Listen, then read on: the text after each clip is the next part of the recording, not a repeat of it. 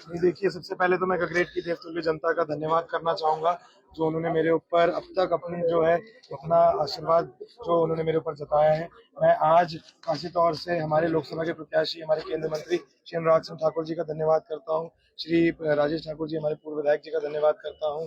साथ ही में विक्रम ठाकुर जी भी आए हैं और हमारे जिला के अध्यक्ष बलवीर चौधरी जी, साथ में सुशील कालिया अंकल, मैं सभी का तहे दिल की गहराइयों से आभार व्यक्त करता हूँ। जनता का भी समर्थन मिल रहा है। भारतीय जनता पार्टी ने ये जो विश्वास मेरे ऊपर जताया है इन उपचुनाव में, मैं वही विश्वास दिलाना चाहूंगा कि मैं सारी की सारी जो आशाएं और अपेक्षाएं उन पे खरा उतरने की अपनी तरफ से बरती। देखिए, इस उपचुनाव में और जो ये लोकसभा के चुनाव हैं, इसमें मुख्यमंत्री जी को और कांग्रेस पार्टी की हिमाचल प्रदेश की सरकार को जो धोखा उन्होंने जनता को दिया है, उसका जो है जवाब जनता की तरफ से मिलेगा। और ये जो 15-20 दिन का टाइम है, इसमें मुख्यमंत्री को अपनी तरफ से स्पष्टीकरण करने चाहिए कि जिस तरीके से उन्होंने देश जन विरोधी भावनाओं को आगे बढ़ावा देते हुए, देश भावना को आगे दिखाते हुए उन्होंने ये 15 महीने का जो एक ये काला काल चलाया है हिमाचल प्रदेश सरकार का, उसमें उन्होंने इतना बड़ा विश्वासघात जनता के साथ क्यों करा। आज ये इसका परिणाम है कि 40 में से 6 विधायकों का जो है उपचुनाव हो रहा है और 6 ये जो चुनाव होने वाले हैं, इसमें भारतीय जनता पार्टी के प्रत्याशी जीत के आएंगे और भारतीय जनता पार्टी की सरकार सेंटर में तो बनी रही है। अनुराग सर 5वीं बारी हमारे क्षेत्र का प्रतिनिधित्व करने जा रहे हैं और साथ साथ में हिमाचल प्रदेश में भी भारतीय जनता पार्टी की सरकार बनने वाली है। वही प्रत्याशी हैं जिन्होंने 1.5 साल से इसी मुख्यमंत्री से सवाल पूछे थे कि 1500 रुपए कैसे दिए जाएंगे, 1 लाख नौकरियां कैसे दी जाएंगी। तो ये जो प्रत्याशी हैं, इनको खुद के गिरबान में झांक के देखने की जरूरत है। मुझे चुनाव हराने के लक्ष्य से वो खुद ही 1.5 साल पहले कांग्रेस पार्टी का अपना 35 साल का इतिहास छोड़ के भारतीय जनता पार्टी में आए थे। अब मेरे खुद के एक जो अंतरात्मा की आवाज सुन के मैंने निर्णय लिया था, उससे उन्हीं के करियर को जो एक संजीवनी मिली है, वरना वो तो इधर उधर भटक रहे थे। तो उनको अपना बताना चाहिए कि मिशन क्या है, विजन क्या है। बेबुनियादी फालतू की बातें करके जो जनता है वो बहुत ज्यादा समझदार है, उनका ध्यान जो है वो भटकाया नहीं जा सकता। मेरा तो ये भी मानना है कि उनके साथ भी कहीं ना कहीं इस सरकार में बेइंसाफी हुई है और जिस तरीके से ये सरकार परफॉर्म कर सकती थी और जिस तरीके की आशाएं और अपेक्षाओं के आधार पर सरकार को आगे बढ़ना चाहिए था जनता की आशाओं और अपेक्षाओं पे, ये नहीं चल पाई है। सिर्फ ये जो है बोल के और सिर्फ अपने शब्दों के आधार पे जो है ये चुनाव लड़के नहीं जीता जा सकता।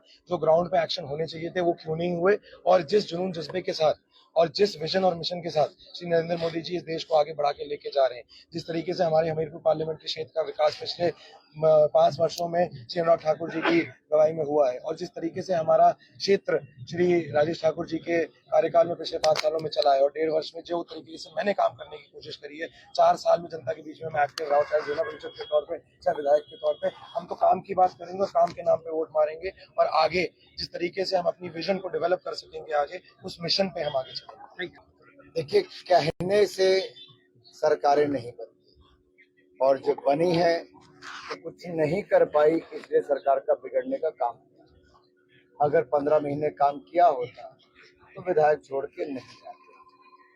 अगर वायदे पूरे किए होते तो जनता का मनमुटाव नहीं होता। आज स्पष्ट है कि मौका फिर मिला है जनता को, एक नहीं 2-2 कमल के फूल खिलाने का। 6 के 6 विधानसभा उपचुनाव भी हम जीतेंगे और चारों लोकसभा चुनाव भी जीतेंगे। जनता मन बना चुकी है कि भाजपा को जिताना है, फिर विकास के रास्ते पर देश को और हिमाचल प्रदेश को लाना है।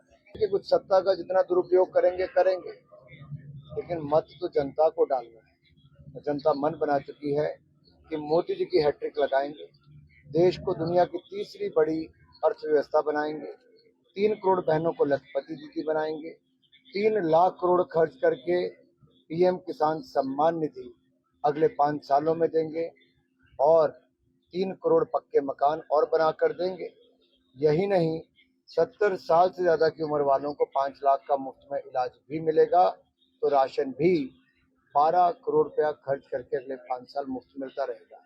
मोदी जी आएंगे तो जहां देश आगे बढ़ेगा, तरक्की करेगा, वहीं हमारे हिमाचल प्रदेश को भी और विकास की संभावनाएं बढ़ेंगी। जितना हमारा विकास हुआ मोदी जी के कारण, प्रधानमंत्री जी के कारण।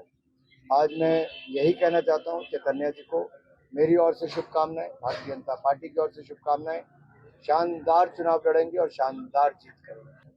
मैं तो इतना ही कहूंगा, जो सरकार 15 महीने में देवतुल्य बहनों को 1500 रुपये महीना 15 महीने तक नहीं दे पाई, उसका क्या? 2 रुपये किलो गोबर, 100 रुपये लीटर दूध नहीं खरीद पाई, उसका क्या? 5 लाख युवाओं को नौकरियां नहीं दे पाई, उनका क्या? बागबानों को उचित दाम नहीं दे पाई, उनका क्या, स्टार्टअप फंड नहीं दे पाई, उनका जो वायदे किए उससे मुकर गए, उसका क्या। और दूसरा, ये वो लोग हैं जो कहते थे राम काल्पनिक, राम सेतु था ही नहीं, जो कहते थे कि रामलला की जगह पर राम मंदिर ना बने, वकील खड़े करते थे मुकदमा हराने के लिए। जब हम मुकदमा जीत गए, राम मंदिर बन गया, तो कहते मस्जिद वही बनाएंगे। अरे भाई, कितना हिंदुओं का अपमान करोगे। कहते हैं सनातन को कुचल देंगे। शायद इनका भ्रम है, सनातन था, है और रहेगा। मुगल चले गए, अंग्रेज चले गए, कांग्रेस भी जाने वाली है।